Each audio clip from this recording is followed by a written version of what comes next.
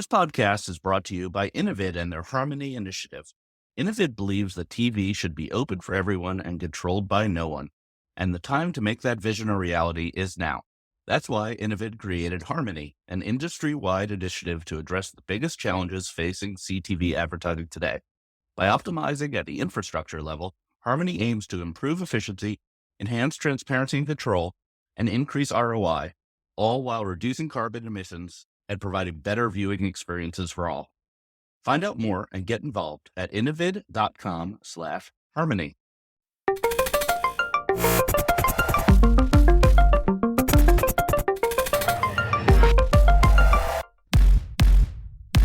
Welcome to the Marketecture Podcast. This is Ari Paparo, and I'm here today with Eric Franchi and Hollis Guerra, the SVP of DBC Brand Communications. But she's so well known, we could just go by single name. Everyone knows Hollis. Isn't that right, Hollis? That is right. I mean, after 18 years in the ad tech industry, I think it suits me. Yeah. So we're excited to get a conversation going with you about PR, what ad tech companies should be doing, what they do wrong, what they do right, things like that. Hopefully this will be a fun, interesting conversation. First, some quick housekeeping. So this week, we debuted our first vendor interview about the IAB Tech Lab. The IAB Tech Lab is celebrating a 10-year anniversary. So this week, the content was about TCF, the Transparency and Control Framework. And next week, we have a fun episode because I get the tables turned on me and I'm the interviewee. And Tony Katzer interviews me about the VAST standards. That's coming out on Monday. And all the IAB Tech Lab interviews are available without a paywall permanently. So if you want to listen to them or send them to your colleagues, you should. All right. Ad tech PR. So people probably just come to you, Hollis, and say, I want more press. Why can't I have more press? So why can't they have more press? Okay. There is things that are nice to know, and it's nice, but is it really news? And everyone wants press, but there's really a better way to think about it.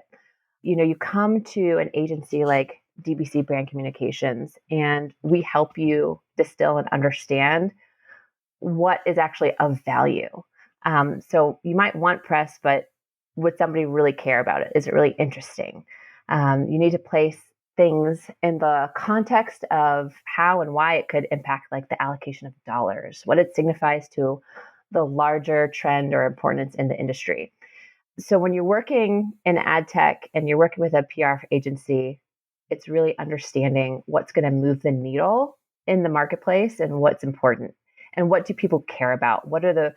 What are your audiences really looking for? So you really need to just not want to think about putting your name out in the marketplace, but what's behind it? What's the value that you're bringing?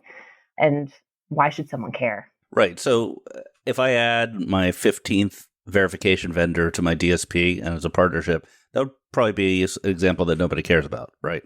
Exactly. I mean, look, the end users are really, they're people. So what's interesting to the readers when you're working with these editors and reporters that we've worked with? I mean, I've worked with some of these since 2006.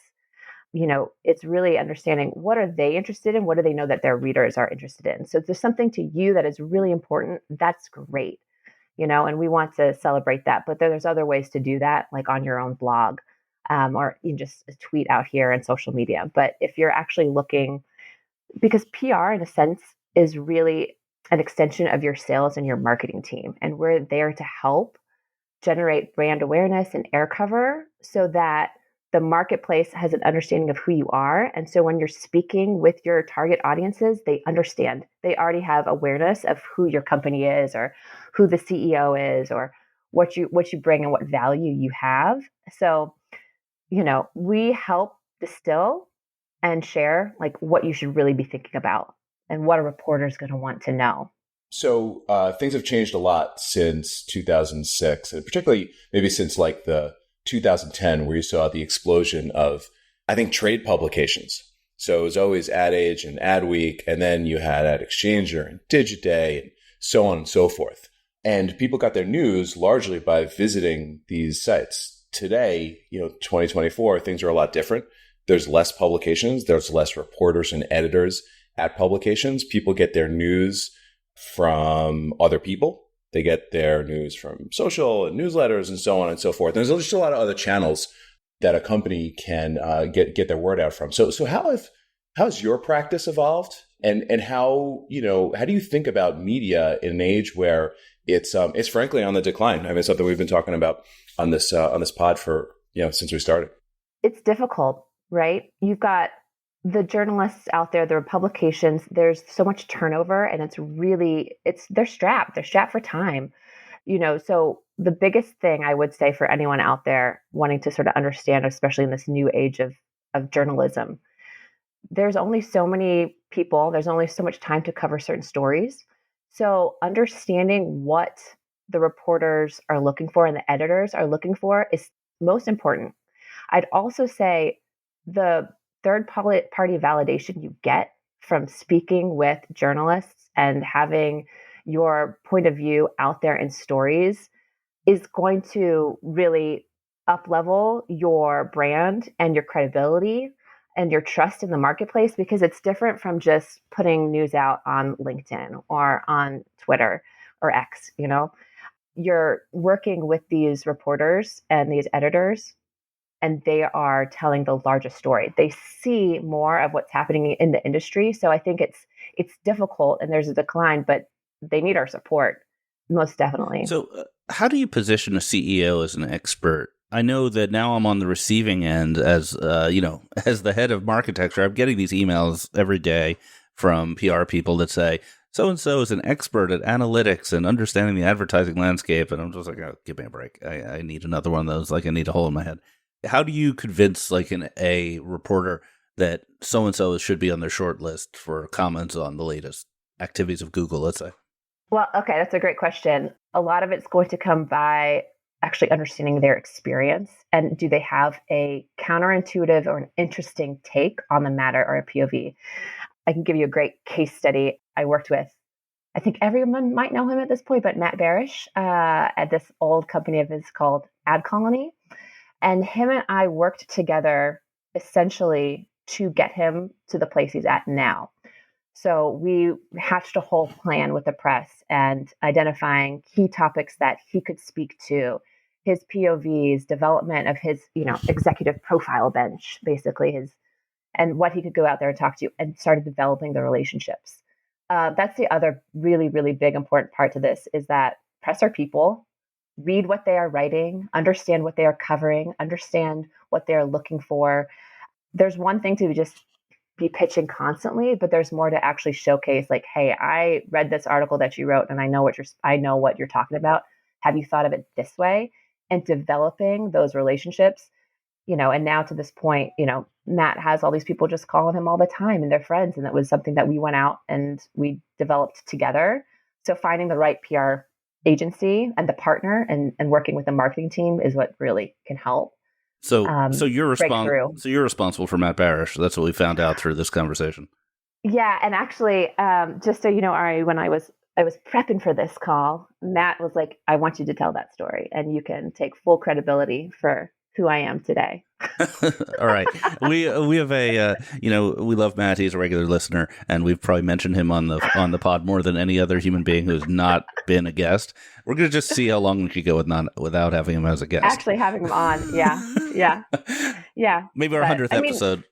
It's important though to break through. I mean, just to close the point, is that if you're a CEO, if you're someone, one of the clients, and you want to get out there talking, it's our job to also help identify why you would be a great addition to a story, to a podcast. I mean, Ari, you've featured a lot of our clients, so I thank you for that. I guess what we're doing works, but yeah. I welcome your pitches. Thank you. So what's the good, bad, and ugly here in terms of, we want to hear what your experience is like. What do CEOs or head of marketing come to you with that is just, cringy versus, what really works? You don't have to name names. I won't name names, but it kind of goes back to that first point of something might be nice, but is it news? And really understanding who is the target audience and what their needs are. People will still make, their decisions based on some emotions, outside of rationale. So how are you really connecting with them, and what is it that you're trying to tell? There's clients that just want to push their products, and that's great, but there's got to be more to it. What's the actual story? Why is this important? What does it signify in the marketplace? Where is the industry heading? What sort of trends are out there? It's great sometimes when we get things placed that we didn't think we necessarily would, but it's really taking a PR agency's direction. So our job is as a consultant and to guide you. And so we want to work with partners. You want to work with partners that will listen and collaborate, not just about highlighting and selling the company or selling the product, but the reason behind it and identifying the challenges and, right. What's important. What's an example, though? Do you have an example, even whether it's a client of yours, disclose that, or a different client that has gone from basic product story to interesting story? Oh, okay, great. So, well, the holy grail is if you've got a product announcement with a case study. And if you've got a client and you've got third-party validation where, we talk to Ad Exchanger all the time, right? Allison and the team, they're amazing. We cannot just bring them a product announcement. There's nothing to it. Cool, you can do this. It's terrible if it's like we could do this 6 months after everyone else already announced that they can. But what's really great is, hey, we've got a client and we've got a case study and we've got results and we can show you, why this is important and the value of it. I'd say that's also the most challenging because not every customer wants to share, behind the scenes and share those results. So that's the hardest part, I think, sometimes. We're up against it. We see it constantly, or we get clients coming in or potential clients where they say, we have the story, but we can't really tell it. So what else can we do? How else can we generate brand awareness? And when you talk about the mainstream media, like New York Times, Wall Street Journal, a lot of startups, especially well-funded ones, want to get there. And it feels to me like whenever I've broached that or talked to reporters from those organizations, it's always like, what does this have to do with Google, Facebook, or Apple? If you don't have an angle that talks to one of those companies, I'm pretty uninterested, even with the case study. Has that been your experience as well? Yes and no. You should understand the reporters before you pitch them. So if you're seeing like one of them at the New York Times, Wall Street Journal, they're just covering, the ABCs, there's going to be someone else. The other way to get around that, I would say, is, okay, how does it affect those marketplace? How does it affect those industries? How does it affect those companies? Can you speak to it and provide something counterintuitive? The general business, I would say, the larger effort it takes to get into those publications, it's like a slow roll. You've got to build the relationships. You've got to provide value. And it's not going to be immediate gratification of, we've got an announcement, you're going to cover it. A lot of times they're looking for the larger marketplace significance, and especially around allocation of dollars. What is this really moving and what does it mean to the industry? And how is this going to change the marketplace or change the dynamic outside of just, okay, we'll cover you. Right. Sometimes I've seen articles in mainstream news articles about startups I really just don't care about. And you're like, how did that get there? How did this weird little ad network based in Israel suddenly end up in the New York Times? I'm not naming names, or something like that. I'm sure you have some behind the scenes stories, but I'm not sure if you're prepared to share. Did they pay for it? Because I would also definitely check that byline if it was paid for. Yeah. Well, the Times and the Journal don't do paid, right? Except for the special inserts and things like that. Yeah. So long ago, there was a period of time where I just had a lot of younger startups come. It was interesting. They were kind of like these like drive-by clients. My first client, one of my first clients was Blue Lithium. Like that was a client by Yahoo, like right out of the gate, like my first 6 months at a PR agency. So I think that when you see some of those and you wonder, how did they get in there or what was it that was special about them? When you think back about what that pitch might have looked like, it's probably also relationship based on some relationships that the reporter had. Those go such a long way. But then they must have had something different about them. Like there really must be something different. A great one is like Basket Entertainment. They are now pivoting into a creative agency. They came out of the gate working with Roblox, the small little startup on the West Coast in gaming. And, they got into the Forbes, ones to watch. And I think that goes a long way. So don't discount also accolades or awards or things that you can pinpoint of like, all right, I'm a startup and, I've just gotten, well, especially if you just got a lot of money, if you did a big raise or something, those big numbers can really help. PR is hard to quantify, right? The impact of it. That's probably a thing that's, an ongoing challenge. Are there any metrics that you point to show the effectiveness or maybe lack thereof of a media hit, and how do you like maximize the value of it? Like, is there technology you're using? Are you kind of innovating on metrics? Just kind of curious about the state of PR measurement and tech. That's a great question, because whenever you're in the discovery process of a new prospect, that's one of the number one questions is how do you actually measure public relations? We do it a couple of different ways. I mean, ultimately it comes down to, have you gotten any new business? Did someone see this podcast that you were on and reach out and want to work with you? So you can certainly drive metrics from those types of engagements. We also monitor things like share of voice, share of voice against competitors, share of voice. We use different Google Analytics tools for that, or these other companies like Meltwater and Cision. Another one, sometimes there are clients, they just want hits. They just want, all right, we want 5 hits in top tier business and trade publications. And that's all that they're really looking for. And so we can measure against those sort of numbers. I've had some clients in the past actually give each publication their own personal ranking. And then, all right, where we mentioned 50% in this article. So you can get very specific with all of it, but it should really come down to, is PR supporting the business? So Eric and I invest in a lot of early stage companies. I mean, Eric's a professional investor. I'm wasting my money slowly. What's the playbook for the small company that's, let's just assume, not hiring an agency, doing it themselves? Yeah. So it's interesting because sometimes they come too late. They want to go right out the gate. I think the playbook should really be by starting to have all your ducks in a row. Do you have your messaging? Are you telling an interesting narrative? Can you clearly say who you are and what you do and what challenges you solve for without all the jargon? How quickly does it actually get to that point? And then you really want to have a well thought out go to market. How are you coming out of the gate? Are you announcing a raise? Are you announcing, a new VC firm or funding? Do you have clients on board? And getting out before that. So having that plan and then thinking beyond that initial go to market.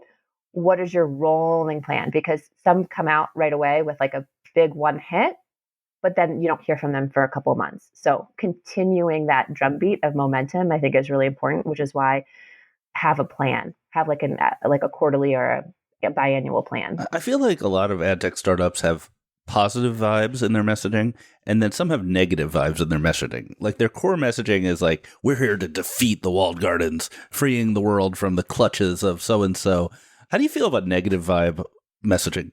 I mean, I'm slightly against it, because why beat down others when you should really be building up positively yourself and your company? There's just you might get attention that way, but especially I feel like in this industry in ad tech, everyone is sort of frenemies, So when we ask potential new clients who their competitors are, it could be oh, we have no competitors, or there's just the big ones. So what's your messaging really against that? And does it serve you better, or is it just to take them down? Last topic I wanted to talk about is crisis management, or handling the bad news. So what should you do when you wake up in the morning and Analytics has published a report about you? They shouldn't be on your door in the first place. But okay, crisis communication. I mean, it's really a crisis of trust. So before this even happens, you should have built a lot of goodwill in advance and have a greater equity of trust in your brand. The big thing with crisis communication, I feel, is the trouble is not reacting when you knowing when to react and when not to react, and doing the opposite of that is a real big problem. So sometimes people react when they shouldn't because of high emotional anxiety. And every company should really have, prior to any potential issue, a decision framework already prepared. So when you know how and when to respond in a crisis, planning in advance. Anytime we have clients going to market, maybe it's Cadent and Adherent. So Cadent, of course, is one of our clients. And with their acquisition underway, having those FAQs, having those documents prepared. I worked with OpenAP in the past, and when they were going out with all their news, we always had these documents of what's going on, what's not going on, how does this impact, just simple speaking topics. But you should have that for anything and have a plan if, how, when you should respond. A lot of times I feel like people have a missed opportunity and they don't respond when they should. And then you're just kind of letting everyone down. It's kind of like, okay, maybe the CEO didn't respond the right way. They were very quiet or they said the wrong thing. So having those ducks in a row before and then having sort of your team in place, I think is really important. Yeah, you bring up the CEO thing. We had Joe Zappo on the show a month or so ago, and he was making the point that it doesn't need to be the CEO, but you should have someone in your executive team who's publicly on social. But we've seen that backfire too with CEOs who are, maybe a little prickly or not very fact-based in their responses. I'm not naming names, but just in general, it could go either way. What sort of advice do you give on that subject? I know Joe's the whole chief evangelist, right? I think there were some stats that I was reading where 75% of senior executives believe that having a CEO on social gives the brand more credibility.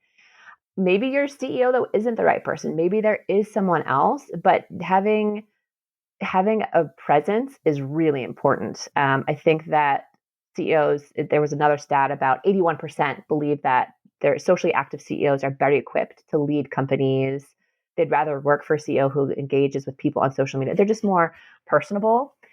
But, there are some that can go off the rails. So I think your PR team or your marketing team should also be engaged to make sure that it's the right person. Maybe they need some media training and what's right to share, what's, you don't want to share. But I do think it's important. I think it's important to have that brand visibility, to build that credibility, trust, and humanize the brand and the person. Yeah, I can say from my personal experience as the CEO of Beeswax, it was our number one source of sales leads was my social or my LinkedIn. And we only lost 2 or 3 clients because of obnoxious things I said. So overall, I think is kind of positive. All right, let's take a break, and we're going to come back with the news of the week. Tons of earnings and lots of interesting things going on. So we'll be right back. This podcast is brought to you by Rain Barrel. Rain Barrel is a cookieless consented audience graph that helps advertisers interact with their best fit customers. Digital advertising shouldn't be a black box, which is why Rain Barrel was created by media buyers for media buyers. With over 12,000 public audiences, Rain Barrel has helped renowned brands like a large golf retailer explode their campaign reach by millions just by tapping into the right audience for golf course and country club visitors. Try out Rain Barrel audiences on DV360, The Trade Desk, LiveRamp, and beyond, or learn more at rbarrel.com. That's rbarrel.com. And we're back. News of the week, and we have a big news week. Maybe we'll jump right into earnings. We're recording this on Wednesday, May 8th, and it just hit 4 o'clock p.m., so we don't have TTD earnings. We'll cover that either in the newsletter or next week. We have a bunch of stuff to go over today. So we'll kind of blow through a couple of the earnings reports that didn't necessarily move the market or move stocks. Then we'll get to a couple of biggies. So Perion beat expectations. Stock was up 5% as of this writing. They did $157 million for the quarter. CTV retail media up over 100% year over year. Digital out of home up 25% year over year from the Hivestack acquisition. They were unfortunately down 60%. So they've got a ways to make up, but they've got some great growth areas. Innovid revenue was up 21% year over year to $36.7 million. Raised guidance for the year. Stock was up a bit this morning. And Pubmatic also, same thing, revenue up 20% year over year to $66.7 million. A couple of interesting things on the Pubmatic front. So SPO is 50% of their marketplace activity, and video and mobile are actually up as part of their business, probably not surprisingly, 26%. Okay, all right, those are the 3. Now we'll talk about some of the ones that are moving the market or moving the stocks. So first is Double Verify. So Double Verify, they reported slightly lower growth than the other companies we just talked about, up 15% to $140 million for the quarter. A couple of interesting things happening below the surface. So measurement revenue was up 19%. Social measurement was up 51%. CTV up 45%. So where the likely areas of growth were. But they forecasted their year down from 22% growth to 17% growth, and pointed to a couple of big clients pulling back. The stock got absolutely hammered, unfortunately. Started the day at a $5 billion-ish market cap, and as of this recording, it was like a $3 billion-ish market cap, so down 40%. And just as a comp, their closest competitor, IAS, trades at 1.5 billion. So DV just got hammered today, unfortunately. No other way to say it. Interestingly, on the call, and Schiff from AdExchanger had a great post on this. You should check it out. No talk about Forbes 3, no talk about X, even though there was some growth in social for them. So thoughts on DV, if any? Yeah, I'll start by saying both DV and IAS were very, very rich valuations, sort of value to perfection. And if you look at the fundamentals, I don't see the picture there. They're fairly well penetrated into their addressable market. Most agencies and clients who want a vendor like this probably have one. They're predominantly in the display business, which, as we've discussed multiple times, is flat or down. Because it's a duopoly, there's inevitable pricing pressure on margins. And the innovation, the new products haven't really been there. DV bought Sybids, which is an opportunity, but they have to prove it. IAS bought Publica, opportunity, need to prove it. It wasn't obvious to me why either of these stocks should have been really, really richly valued rather than valued as sort of value stocks. What do they need to do from here? Innovate. New products. They have the most valuable thing you can have in ad tech, which is tag on the page. Their tag is on every creative. Anything that CMO wants, you can give them because you have the tag on the page. You can measure stuff. You could optimize stuff. You can do all kinds of stuff. That's what they should be looking at. They should be doing carbon measurement. They should be doing all kinds of stuff that should be pretty easy, frankly, for them to implement or to acquire. And I just haven't been impressed with the level of innovation. Got it. I know also, some people think it was a little bit of an overreaction in the marketplace. And now it's kind of time for investors to dive a little bit deeper into the business. And I think there's still an opportunity that, it's going to end up being just fine in the long run. So this is just maybe a potential moment of down. Got it. Okay, we'll keep going. Zeta Interactive is now among the highest market cap ad tech companies at 3.3 billion. Has this been happening and we just haven't been paying attention, or is this a new thing? I challenge you or anyone to explain what Zeta Interactive does. Maybe it's a PR problem. It could be. They just print money. I've worked with this company before. I've talked to them many times. I've been to their office. I should know what they do. And I even read their documents online, and I read their press releases. I still don't know what they do. They have like a database, and then they sell it somehow, and maybe they buy some ads on it. I don't know, but they're printing money. And who has been on this beat is Tom Triscari. He talks about Zeta a lot, mostly in the scratching his head as to what the hell they're up to form. But his newsletter has talked about Zeta's outsized valuation multiple times. I'm at a total loss. Yeah, no, it's not in the set of companies that we usually track. I guess we should. They have made a lot of acquisitions over the years, a bunch of disparate assets, including Discus, which is an old school like commenting engine at the bottom of the page, tags on page. So I don't know how much Discus plays into this versus some of their other stuff. I did a quick search when we were just talking about this, and it touts a CDP. So I think they got a lot under the hood, and maybe a bunch of assets that are contributing in a holdco like manner. But I don't know. We'll keep it going. So finally, we have the first earnings report out of Reddit. So Reddit had an awesome quarter. 243 million total revenue, up 48% year over year. With ads revenue, the vast majority of that, 222 million, ads were up 39% year over year. Two things here that are interesting. Number one, they credited much of the increase to a Google change. We're going to talk about this in a second. That drove more traffic to Reddit, increasing the number of users. And then also AI, they're developing AI tools that allow small businesses to advertise on Reddit. So following the Google and Facebook playbook of targeting the small advertisers. Stock was up a bunch as of this writing. And then the other interesting thing, and we'll again talk about this in a second, the non-advertising revenue is a data licensing that they're doing to help feed LLMs. So good quarter out of Reddit. Is Reddit on the radar? Yeah, I mean, Hollis could probably confirm this, but the number one rule about going public is that you have to nail your first earnings. That's right. Yeah. I mean, I think it's still, the profit is a wait and see, but I think good for them. But I've also had clients be acquired by Reddit, so I'm a fan. Got it. Okay, cool. So how this plays into some other stuff we want to talk about. So Brian Morrissey over at the Rebooting, he had this epic newsletter. I feel like everything Brian writes is like epic, but he had this epic newsletter about SERP. What is SERP? Search engine results pages, largely like the natural search results, or all the search results you get when you do a Google search. And Google is making changes that are hitting publishers hard. And when you dig into it, it's for articles that, we've talked about before that are increasingly like the lifeblood of a publisher business. So high monetization keywords, some of the couponing pages, some of the affiliate links. So publishers who are trying to increase their revenue by diversifying their mix of non-display and programmatic ad revenue by going into things like content and commerce and affiliate and couponing are getting hit by Google.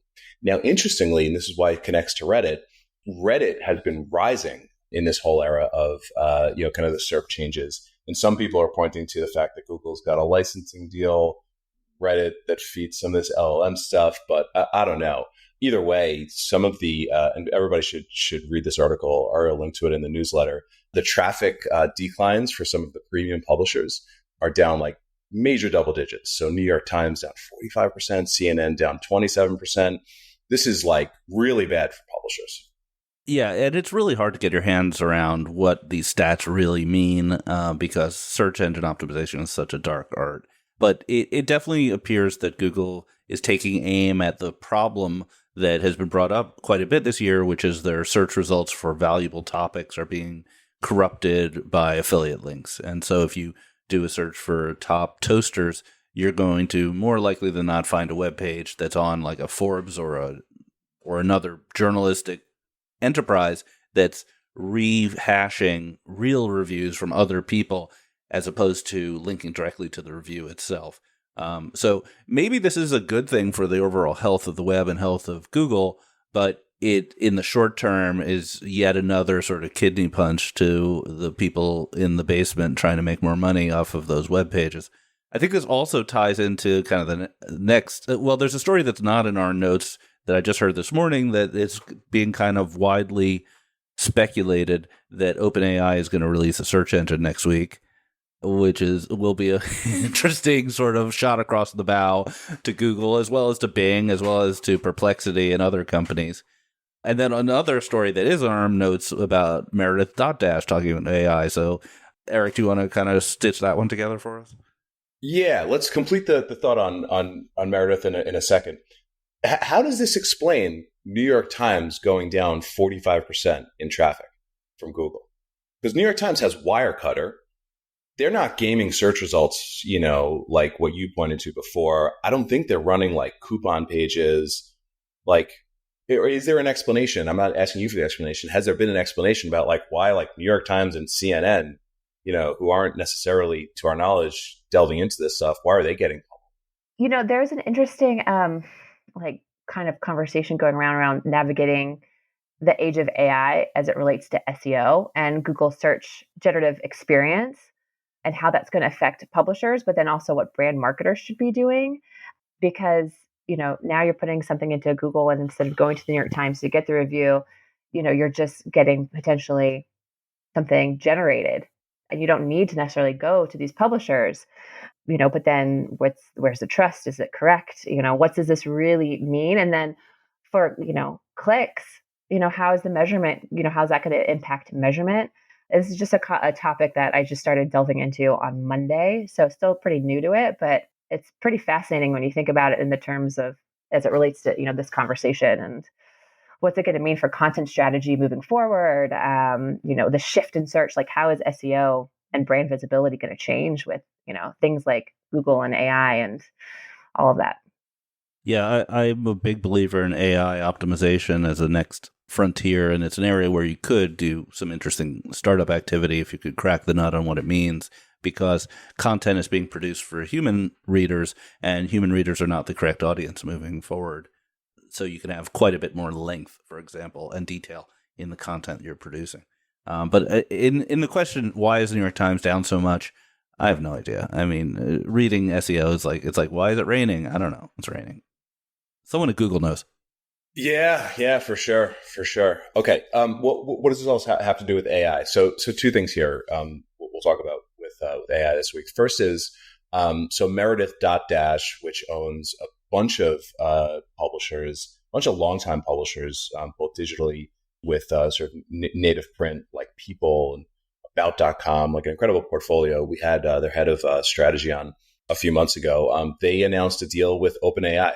So they're going to be licensing their data to OpenAI, and they're going to be working together on some new products.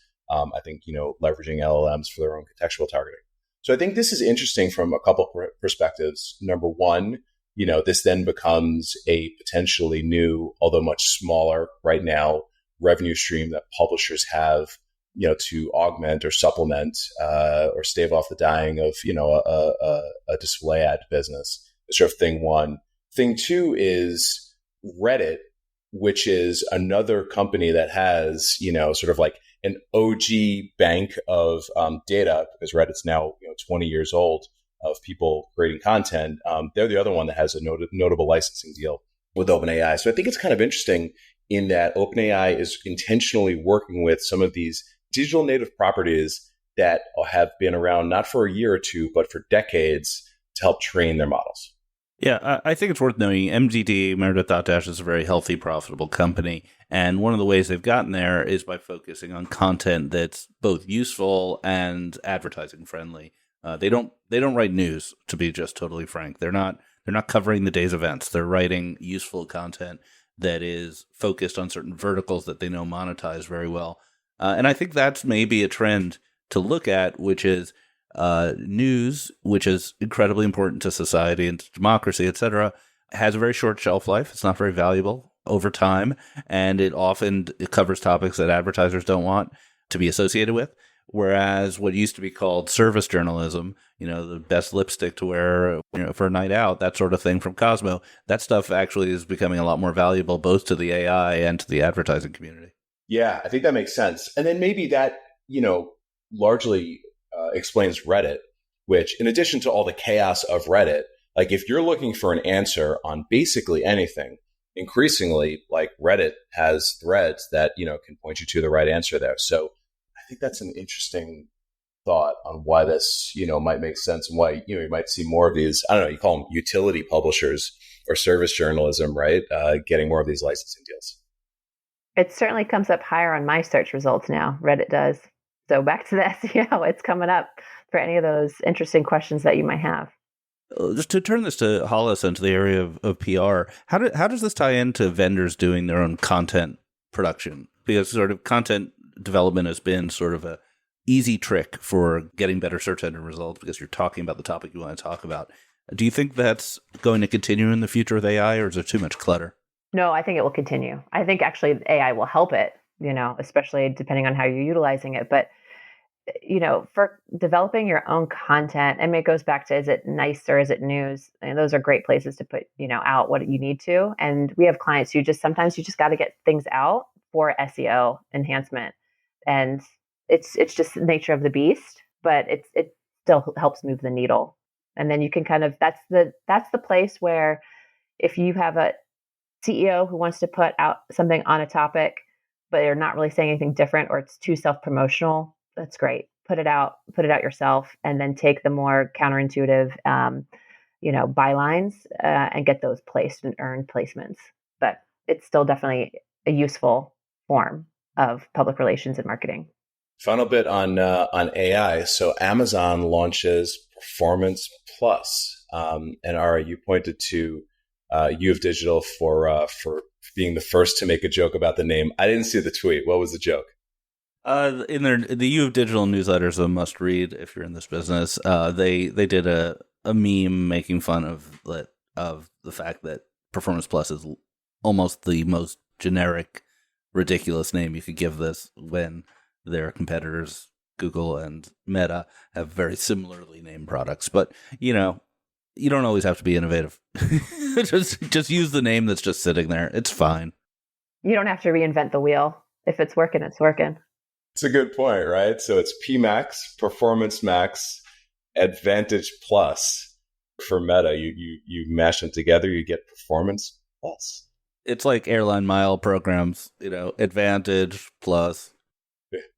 Exactly. It's neat though, because it's the sort of last of the triopoly that have yet to debut a custom algorithmic bidding product that is going to be set and forget it for their customers. And as we've seen with PMax and Advantage Plus, these become multi-billion-dollar run rate businesses pretty quickly. So it's definitely something to keep an eye on. With that, I think that's the news of the week. Want to take us home? Absolutely. This was a great conversation. So, Eric, thanks for that. Hollis, thank you so much for giving your perspective on PR for ad tech.